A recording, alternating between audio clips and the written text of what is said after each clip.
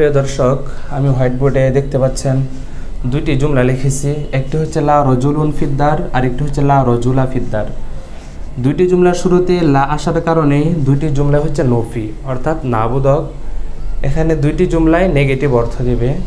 একটি হচ্ছে লা রজুলুন ফিদ্দার আর একটি হচ্ছে লা রজুলা ফিদ্দার। আপনারা স্পষ্ট দুইটি জুমলার মধ্যে একটি পার্থক্য দেখতে পাচ্ছেন। একটি হচ্ছে প্রথম জুমলায় রজুলুন শব্দটি তানবিন, দুই পেশযুক্ত হয়েছে। দ্বিতীয়টির মধ্যে রজুলা শব্দটি এক জবর বিশিষ্ট হয়েছে। তো এখান থেকে আমরা আজ করতে পারতেছি এখানে যে লা দুইটি রয়েছে, দুইটি লার মধ্যে কিছু পার্থক্য রয়েছে। এই পার্থক্যটুকু জানানোর জন্যে আজকের এই আয়োজন। দেখুন, এই যে লা, এই লাকে বলা হয় লা মুসাব্বা বিলাইস, অর্থাৎ সে লাইসার মতো আমল করে এবং লাইসার মতো অর্থ দেয়। লা রজুলুন ফিদ্দার, এটার অর্থ হবে ঘরের ভিতর পুরুষ ব্যক্তি নেই। আবার দ্বিতীয়তে যে জুমলাটি লিখেছি এটির অর্থ হবে লা রজুলা ফিদ্দার, ঘরের ভিতর কোনো পুরুষ লোক নেই।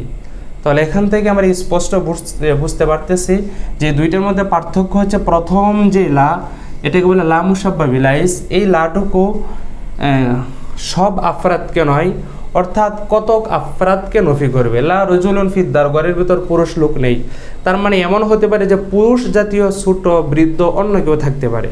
কিন্তু লা রজুলা ফিদ্দার, এই লা দ্বারা বোঝানো হচ্ছে যে লা রজুলা ফিদ্দার, ঘরের ভিতর পুরুষ জাতীয় কোনো ব্যক্তি নেই।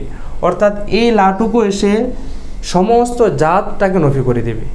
আর এমন জাতকে, কুল আফরাদকে নফি করে যে লা, সেই লাকে বলা হয় লা নফি জিন্স। যেমন কোরআনুল কারীমের মধ্যে এসেছে লা রয়বা ফিহি, মানে হচ্ছে কোরআনের মধ্যে কোনো প্রকার ভুল নেই।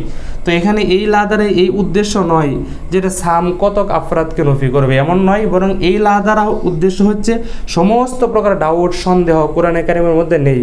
সেটা ছোটো হতে পারে, বড় হতে পারে, যে কোনো ধরনের হক না কেন, সমস্ত ধরনের সমস্ত আফরাদকে যে লা নফি করে দেয় সে লাকে বলা হয় লা নফি জিন্স। আর এই যে লা এসে কতক আফরাদকে নফি করে সেই লাকে বলা হয় লা মুসাব্বা বিলাইস।